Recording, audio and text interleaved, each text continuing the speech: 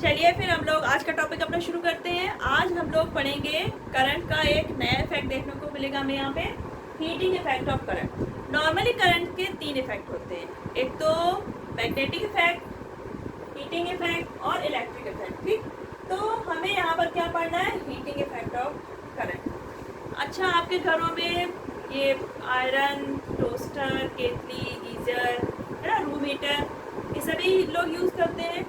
तो इसमें करंट क्या दिखाती है, अपना हीटिंग इफेक्ट। वैसे नॉर्मल करंट के यूज़ हम लोग जैसे फ़ैन हो गया, फ्रिज हो गया, ये अलग अलग यूज़ हो गए। बाकी जो ये एप्लियंसेस होते हैं जिसमें करंट का हीटिंग इफेक्ट दिखता है, ठीक, तो आज हम उसके बारे में पढ़ेंगे। तो ये हीटिंग इफेक्ट करंट का कैसे होता है। अच्छा, जैसे जब हम लोग मैकेनिकल वर्क करते हैं तो फ्रिक्शन फोर्स लगता है, तो हमें क्या करना पड़ता है, फ्रिक्शन फोर्स को अपोज करने के लिए, ओवरकम करने के लिए हमें क्या करना पड़ता है, मैकेनिकल वर्क हमें ज़्यादा लगाना पड़ता है। और हमारा जो मैकेनिकल वर्क होता है वो थोड़ा बहुत किस में चेंज आता है, हीट में चेंज आता है। सेम यहाँ पर भी ये है कि जो हमारा रेजिस्टेंस होता है, जो कंडक्टर का, मान लीजिए ये कंडक्टर है, इसका जो रेजिस्टेंस होता है, इसका काम भी सेम क्या है, फ्रिक्शन की तरह ही, कि ये किसका अपोज करेगा, करंट का। रेजिस्टेंस क्या करता है, अपोज करता है हमारा करंट का। जब इसमें करंट फ्लो होती है तो जो इसका रेजिस्टेंस होगा इस वायर का, वो क्या करेगा, करंट फ्लो का अपोज करेगा। अब रेजिस्टेंस अपोज कर रहे हैं कि करंट फ्लो नहीं होने देंगे, क्योंकि ये क्या है, हाई रेजिस्टेंस वायर है। जैसे आपका हो गया नाइक्रोम वायर, जो ज़्यादातर हमारे हीटिंग एप्लियंसेस होते हैं उसमें ये नाइक्रोम वायर यूज़ होता है। तो ये क्या है, हाई रेजिस्टेंस वायर है। अब ये अपोज करेगा, हमें करंट इसमें फ्लो नहीं होने देना, लेकिन करंट क्या करेगी, वो पूरी कोशिश करती रहेगी कि फ्लो होना है। अब जब रेजिस्टेंस और करंट की भी लड़ाई हुई तो क्या हुआ, यहाँ पे बहुत सारी हीट प्रोड्यूस हो गई। वो हीट कौन सी होती है आपकी, इलेक्ट्रिकल हीट। यानी कि आपकी जो इलेक्ट्रिकल एनर्जी थी, इलेक्ट्रिकल एनर्जी इसमें चेंज हो गई इलेक्ट्रिकल हीट में। यानी कि हमारे करंट ने कुछ वर्क किया, फ्लो होने के लिए क्या हुआ, काम किया। तो जो काम हुआ वो क्या हुआ, इलेक्ट्रिकल एनर्जी। लेकिन रेजिस्टेंस उसका अपोज कर रहा है, तो वो हमारी इलेक्ट्रिकल एनर्जी किसमें चेंज हो गई, इलेक्ट्रिकल हीट में। तो जब हम कोई ऐसा इलेक्ट्रिक एप्लियंसेस लेते हैं जिसके अंदर क्या लगा है, हाई रेजिस्टेंस वायर लगा है, उसमें जब करंट फ्लो होती है तो हमारी इलेक्ट्रिकल एनर्जी किसमें चेंज हो जाती है, इलेक्ट्रिकल हीट में, और वो करंट का हीटिंग इफेक्ट दिखाता है। जैसे हमारा गीजर है, पानी गर्म होता है, उसमें जो कॉइल लगी होती है, आयरन हो गया, तो वो हीट होता है। ठीक, तो ये सब कैसे होते हैं कि इसमें हमारी इलेक्ट्रिकल एनर्जी किसमें चेंज हो रही है, इलेक्ट्रिकल हीट में। अब इलेक्ट्रिकल एनर्जी क्या होती है हमारी, जो वर्क डन हो रहा है, ठीक, वर्क डन हो रहा है करंट के थ्रू, किसके अगेंस्ट, रेजिस्टेंस के। तो वर्क डन इक्वल टू होता है Q इंटू V। कोई पोटेंशियल डिफरेंस होगा इसके एंड्स के बीच में, तभी हमारा क्या हो रहा है, करंट फ्लो हो रहा है, चार्ज। ठीक, तो जो हमारा वर्क डन है वो क्या होता है, Q इंटू V। ठीक, Q क्या है, हमारा चार्ज। अब Q क्या होता है, charge equal to I equal to होता है Q अपॉन T। यानी कि करंट क्या है, जो हमारा चार्ज फ्लो होता है पर टाइम, Q अपॉन T क्या हो गया, हमारा चार्ज। तो Q की जगह हम क्या लिख सकते हैं, I इंटू T। ठीक, I equal to Q upon T, तो Q इक्वल टू क्या लिख सकते हैं, IT। V upon I equal to R, ये ओम्स लॉ में पढ़ा था, तो V की जगह हम क्या लिख सकते हैं, I R। अब यहाँ पे हमने W की जगह लिया Q इंटू V। Q की वैल्यू हमने क्या निकाली थी, I into T, multiply V की जगह में क्या रखा, I इंटू R। तो आपका क्या आ गया, I और I का स्क्वायर हो गया, R आ गया और T टाइम हो गया। यानी कि जो हमारा वर्क डन है या आपकी इलेक्ट्रिकल एनर्जी, इलेक्ट्रिकल हीट,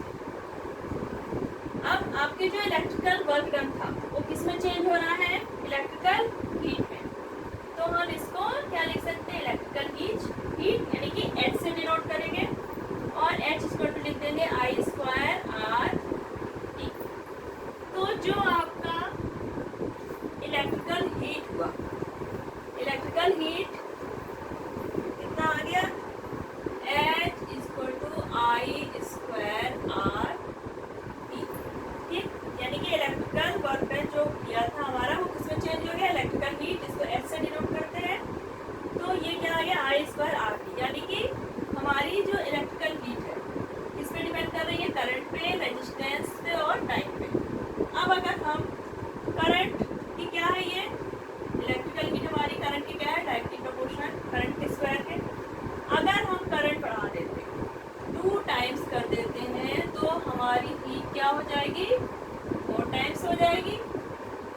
अगर रेजिस्टेंस बढ़ा दें, क्योंकि ये रेजिस्टेंस के डायरेक्टली प्रोपोर्शनल है, जब रेजिस्टेंस अगर हमने बढ़ाया तो हमारा इलेक्ट्रिकल हीट भी क्या हो जाएगा, बढ़ जाएगा, क्योंकि डायरेक्टली प्रोपोर्शनल। अगर हम 2R कर दिया तो H हमारा क्या हो जाएगा, अगर हमने 2R ले लिया तो 2 टाइम्स हो जाएगा।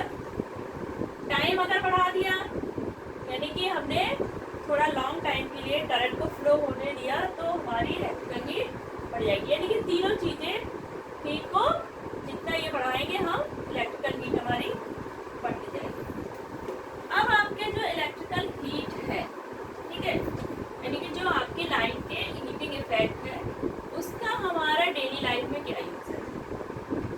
पहला तो है जो हमारे इलेक्ट्रिक एप्लियंसेस है, इलेक्ट्रिक एप्लियंसेस जैसे आपके क्या हो गए, रूम हीटर, आयरन, टोस्टर, ठीक, गीजर हो गया, और केटल हो गई, केटली जिसमें पानी हम लोग बॉयल कर लेते हैं। तो इन सभी में क्या हो रहा है, लाइट का, करंट का कौन सा इफेक्ट होता है, इलेक्ट्रिक एप्लियंसेस, जिसमें हीटिंग इफेक्ट हम लोग करंट का यूज होता है। इसमें क्या होता है, हम लोग हीट प्रोड्यूस करते हैं और जो यूज होता है। दूसरा है हमारा बल्ब में, ये जो हमारा बल्ब होता है इसमें क्या होता है, यानी कि लाइट के लिए इसमें बल्ब में क्या होता है, एक नाइक्रोम वायर होता है, ठीक। बाकी हमारा ये किससे कनेक्ट है, कॉपर वायरिंग से है। लेकिन जो बल्ब के अंदर वायर होता है ये किसका बना होता है, टंगस्टन का, टंगस्टन का, जो कि हाई रेजिस्टेंस वायर है, हाई रेजिस्टेंस, और इसका जो मेल्टिंग पॉइंट होता है वो भी क्या होता है, बहुत ज़्यादा, ठीक। तो टंगस्टन वायर यूज करते हैं हम लोग बल्ब में, हाई रेजिस्टेंस होता है, तो क्या करेगा, जब करंट जाएगी तो हाई रेजिस्टेंस के कारण ये कैसा हो जाता है, वाइट हॉट।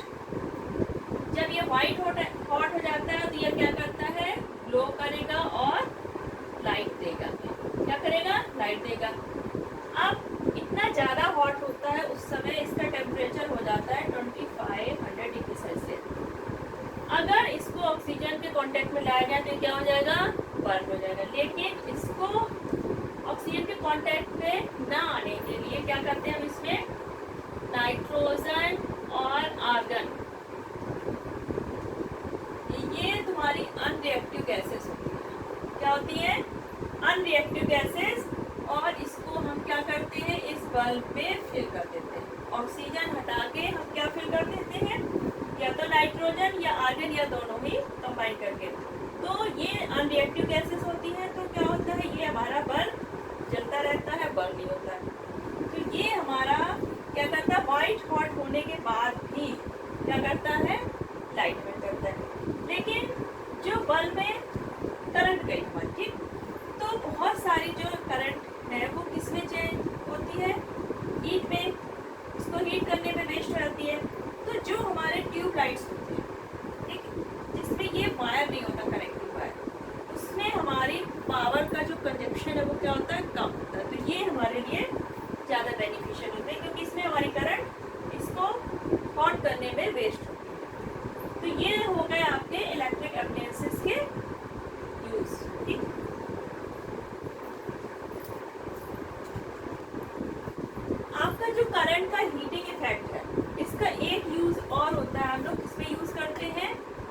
इलेक्ट्रिक फ्यूज में। इलेक्ट्रिक फ्यूज सभी जानते होंगे, हमारे घरों में लगा होता है फ्यूज। तो ये फ्यूज करता क्या है?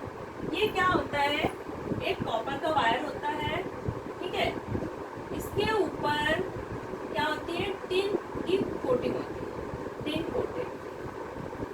कॉपर का वायर होता है और टिन कोटेड होता है, ठीक। और इसका रेजिस्टेंस क्या होता है, हाई होगा, और मेल्टिंग पॉइंट इसका क्या होता है, लो।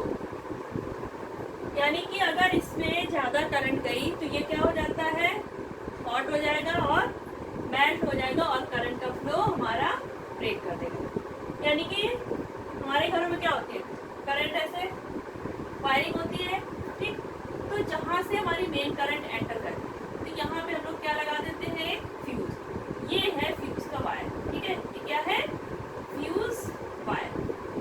बाई चांस कभी क्या होगा, बहुत ज़्यादा करंट आ गया तो क्या होता है, जब हाई करंट आता है तो ये उस करंट को झेल नहीं पाएगा, ठीक है, उस करंट पे स्टैंड नहीं कर पाएगा और ये मेल्ट होके क्या हो जाएगा, यहाँ से ब्रेक हो जाएगा। अब जब ये ब्रेक हो गया तो क्या होगा, हमारी आगे जो करंट है जो घर के अंदर जा रही है वो क्या होगी, रुक जाएगी। इससे क्या होगा, फायर जो लग सकती थी हाई करंट से वो नहीं होगा, और जो हमारे इलेक्ट्रिक अप्लायंसेस थे, क्योंकि क्या होता है हाई करंट में क्या हो जाएंगे, वो खराब भी हो सकते हैं। तो ये दोनों चीज़ों से ये इलेक्ट्रिक फ्यूज क्या करता है, हमारे घर को सेव रखता है। तो ये आपके थे हीटिंग इफेक्ट ऑफ करंट। चलिए अब हीट एनर्जी पर बेस्ड एक हम प्रॉब्लम सॉल्व करते हैं। एक इलेक्ट्रिक आयरन है, ठीक, तो उसका रेजिस्टेंस है 500 ओम। उसको 250 वोल्टेज में हम लोग ऑन करते हैं। तो हमें करंट निकालना है कि इलेक्ट्रिक आयरन में कितनी करंट है, और heat energy in joules in 10 second. तो हमें क्या दिया है, वोल्टेज दिया है 250 वोल्ट, रेजिस्टेंस हमें पता है कितना है, 500 ओम। तो हम क्या निकालना है, करंट। तो हम क्या करेंगे, ओम्स का लगाएंगे, V/I = R। सभी को पता है V की वैल्यू क्या है हमारी, I = क्या हो जाएगा, V/R। V हमें पता है 250, रेजिस्टेंस की वैल्यू 500, तो ये क्या आ गया, 0.5 एम्पियर, ठीक। तो आपकी करंट कितनी आ गई, 0.5 एम्पियर। अब है आपका हीट एनर्जी निकालना है। हीट एनर्जी अभी हमने पढ़ा था H = I²RT। आई हमने निकाली है अभी 0.5 का स्क्वायर, आर आपको पता है 500 ओम, टाइम हमें कितना है, 10 सेकंड में निकालना है, ठीक। तो ये क्या हो गया आपका 0.25 500 × 10, ये हटेगा, ये इतना। अब ये किस में आएगा, जूल, ठीक। हीट एनर्जी आपकी आ गई 1250 जूल, ठीक। तो आज हम लोग इसमें इतना ही पढ़ेंगे। हीट एनर्जी उसके यूज़ हो गए हमारे, और ये थोड़ा प्रॉब्लम हुई। नेक्स्ट वीडियो में हम लोग बाकी सम्स कर लेंगे। बाकी आपका इलेक्ट्रिसिटी चैप्टर कंप्लीट हो गया है। कोई भी डाउट्स हो तो आप कमेंट बॉक्स में लिख सकते हैं। वीडियो पसंद आए तो लाइक कीजिए, शेयर कीजिए। Thank you.